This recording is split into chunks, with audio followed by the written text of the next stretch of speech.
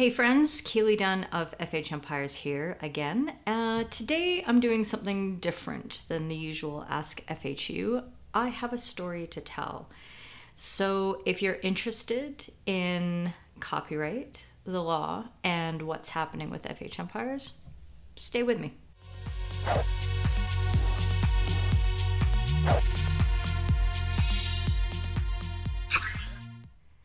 So I started FH Umpires around 10 years ago, shrug, not sure exactly when, in an effort to find a community.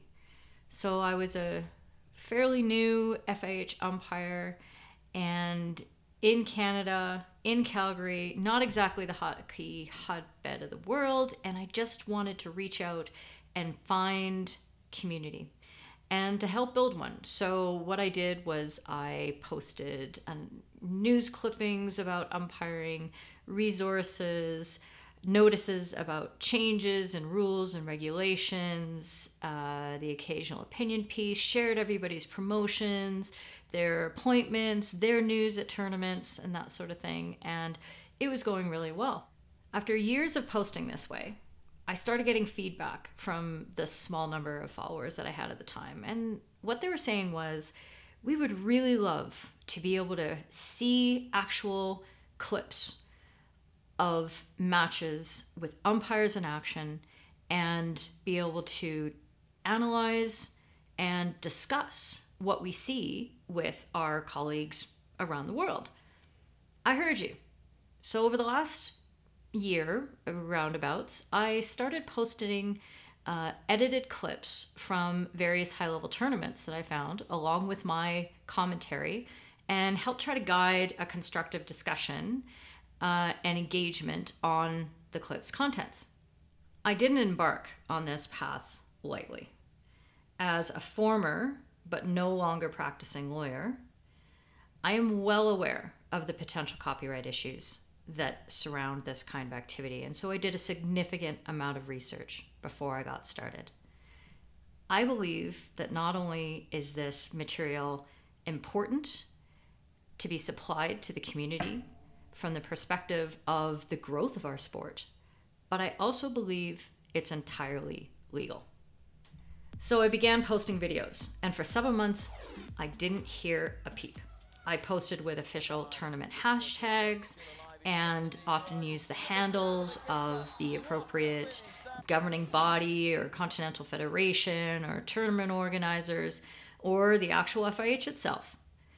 I was not hiding. Then a couple weeks before the Women's World Cup earlier this summer in July, I was contacted by the then officials manager of the FIH, who had a question for me. He asked, "So Keely, tell me, where are you getting all this great footage for your clips? Because the legal team are kind of curious. Do you, for example, have a side deal with a member of the broadcast production team? Or is somebody at the tournament, like an umpire, sending you DVDs of the games or something to that effect?" I said, well, no, because it's almost 2019 now. And there's technology, and I'm down with the technology. I also went back in the conversation to make sure that the FIH, if they had any concerns whatsoever over copyright, they knew that I was open to talking it out. Because after all, it's not like I'm hiding, and I'm not exactly a stranger to them. As for my story with the FIH, I've given a lot of my life to serve the game. I was an FIH umpire for 14 years. I'm currently a candidate to be an FIH umpire manager, although that may be coming to a crashing halt right now. They know my birth date, my home address, several of my email addresses, my passport, and phone numbers. So I said, please, I'm open to talk. Let's have a chat. And I didn't hear anything back. Then, several days into the Women's World Cup in London, I started receiving takedown notices from Facebook and Instagram. And these were filed by various broadcasters that the FIH had entered into agreements with. And on those platforms, that's Facebook and Instagram, I had an immediate link given to me where I was able to fill out a web form of appeal and dispute the takedown notice, setting out my argument as to why I believed that my use of the material was fair and legal. And there were about 8 of them. In each case, I filed the appeal. It went back to the copyright holder on these platforms, and they agreed. Yes, this is fair use. They dropped the takedown notices, and all of those videos went back up. I also received an email from Twitter that the FIH itself had filed a takedown notice for a single one of my videos, and it was one that appeared on the very first day of competition.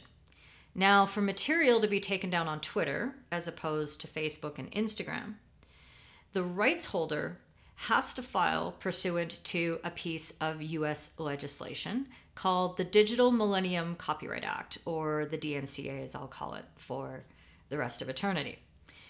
The reason that this law applies when you're dealing with Twitter, and Facebook and Instagram, incidentally, operate under this jurisdiction, they legally operate within the jurisdiction of Northern California. So in order to partake in their services under the terms of service agreements, we all agree that we are going to be bound by Northern California law, which includes the DMCA. What you need to know at this point is that filing a takedown notice under the DMCA is actually really serious stuff. You are swearing in a legal document that you in good faith believe that not only is that material being used copyrighted, that that right is being infringed, but that you've also considered whether there is a protected use involved in that material. One of the protected uses of copyright material is fair use. And I'm going to explore the fair use concept, or fair play as it might be known in your area, and talk about those in the context of the DMCA in more detail in an upcoming video. So if your eyes are already glazing over because of all the legal, come back. I'm not going to try to talk about it too much more. But this is how it works. So once you've received a takedown, you can respond then under the DMCA by filing a counter notification with the service provider. It's the same deal as filing a takedown notice. You are swearing under penalty of perjury that you believe that either the material has been misidentified or something like that. But in my case, I'm swearing that I believe that the material in question is protected. Now, once the counter notification is filed, the rights holder then has 14 days under the legislation in which they can sue in Northern California court for a breach of copyright. If they don't, the service provider has to put the material back up under the law. So I filed my counter notification, which took 4 tries because apparently I had some paragraphs out of order or something like that. But then Twitter eventually accepted it. Once I had jumped over that hurdle, the 14-day clock had started. It expired in sort of mid-August, and it came and went without the FIH suing me, so the video went back up. Now, I wasn't mad at any of this.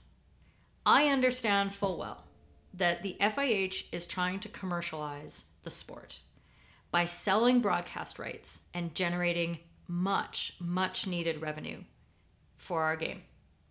And I think everybody who's involved in the sport wholeheartedly supports this initiative and wants them and every other governing body who are operating this way in hockey to succeed at this endeavor, because we want our sport to survive and we want it to prosper. So I understand that the FIH and broadcast holders would test the waters, mostly to see just really how serious somebody like me is in using match materials. And I would hope in testing those waters, they figure out where that bright line for copyright enforcement is drawn according to the law. They tested it. I responded with my legal position, and I thought we'd kind of figured everything out. Now fast forward to almost today. During the Women's Champions Trophy that just wrapped up a few days ago in China, I was posting my regular video clips. And the Sunday before last, I received 3 new Twitter takedown notices, issued all by the FIH. So I immediately filed my counter notifications for all 3 takedowns. And as of right now, I'm still waiting to hear back from Twitter as to whether I got everything in the right order. It tends to take a few days, so I'm not worried. That was Sunday. Then came what I'd like to call Black Monday. I woke up and my inbox had 140 shiny new takedown notices. 59 from Facebook, 89 from Instagram, all filed by the FIH Media Rights Manager. I attempted to respond to them the same way that I did in July, but there was no web form, no appeal link provided in any of these notices, not in any one of the 140 emails, or when I checked and reviewed all the action online, there was nothing. So dug around and I was able to find a blank response for a DMCA takedown. But when I got that through for the 140 posts to Facebook, they responded to me almost immediately and said, these takedown notices weren't filed under the DMCA. Your only remedy is to go back to the rights holder and ask them to retract the takedown. Of course, I've done that. I emailed Chris Nielsen, the media rights manager who filed all 143 takedowns, and I outlined my position. You can read that email below in the blog post. This is part of what I said. My use of the material is legally protected because it falls within the fair use provisions of US copyright law, under which Facebook, Instagram, and Twitter all operate. FH Umpires provides umpiring education worldwide. These video clips illustrate an umpiring decision or a scenario to which I provide some commentary to facilitate further discussion. These clips are as brief as possible, usually under 60 seconds of edited content, and represent a minute portion of the copyrighted work. By repurposing this content and adding educational value, FH Umpires helps to generate interest and engagement in the content, driving more viewers to the original broadcast's source, and does not replicate or divert the entertainment value of the original broadcast. It's November 27th, 7 days later, and I've heard nothing in reply. So when you go to the FH Umpires Instagram feed right now, or the Facebook page, and you scroll back, you're going to notice things look a little darn skinny. And here's the thing. While all of that content has been taken down, that makes it harder for people to find FH Umpires as a resource. Search algorithms are fueled by content and interaction that followers have with that content. And when a whole swath of it is gone, it's a lot harder for somebody to find me. If somebody's interested in hockey and umpiring, I'm less likely to show up in a recommended feed, or if someone does an outright search looking for aerial ball video clip, posts that would help them don't exist now. I can't reach and therefore help more umpires. So that's pretty uncool, but it kind of gets worse. Let's talk about what really grinds my gears about all this. All of that great discussion that's happened on the various platforms is gone. All the time and all of the knowledge and experience that posters contributed to the community, which was really, really valuable, that I and everybody else learned a ton from, it's gone. You can't go back and revisit it when you have a question, or if you see something happen on the pitch and it was similar to something that you'd seen in a post and you want to go review that. All of those posts and all the information that was tossed back and forth is gone. That makes me furious. I have always pushed the live stream and the broadcast sources for FIH matches. I post the appointments from almost every senior and under 21 international tournament whenever I can. And I put the links up and encourage everyone to go watch the matches. Even when there's often a really awful system of geo-blocking that prevents people all over the world from being able to see what we're actually talking about. Destroying these learning opportunities under the rubric of copyright enforcement is so counterproductive to the growth of the sport. It defies all logic. But putting aside the moral argument for a moment, what the FIH is doing here isn't legal. Copyright law is not and was never intended to stop every possible person from every possible reuse of created material. The fair use exemption isn't just a defense, it's a positive right in and of itself, and the law protects it. These FH umpires clips are protected, and I will fight to get them back up in the public domain where they belong. I'm actively seeking out legal counsel in California to advise me on next steps that I can take, particularly in forcing Facebook and Instagram to allow me to appeal the takedown and to have my material put back up on those platforms, and to stop other spurious claims being filed against me. This could go a lot of ways, and I can foresee a lot of those ways involving being expensive.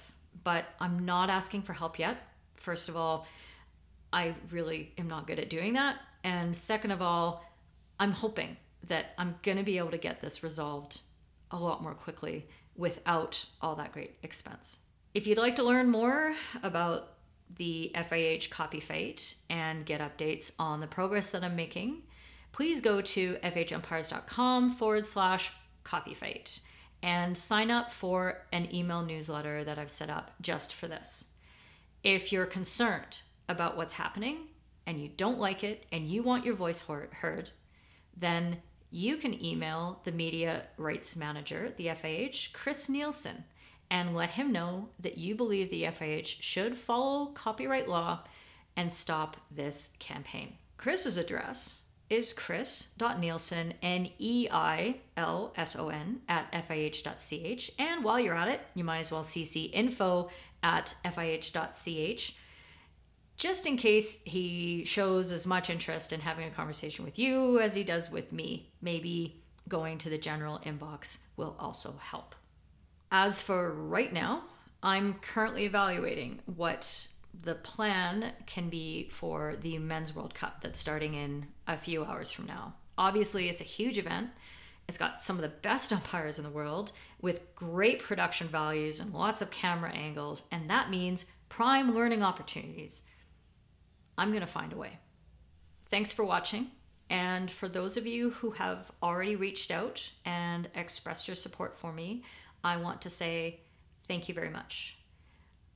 As frustrated and determined as I am, I'm also really scared at the prospect of risking everything like this. And when you reach out and you let me know what you think, it really helps because I don't feel quite so alone. Moment. So I'd love to hear your comments, your questions, things that you need to know. You can either comment below or you can DM me privately on any of the social channels. I would love to hear from you. Thanks, Third Team. Stay tuned.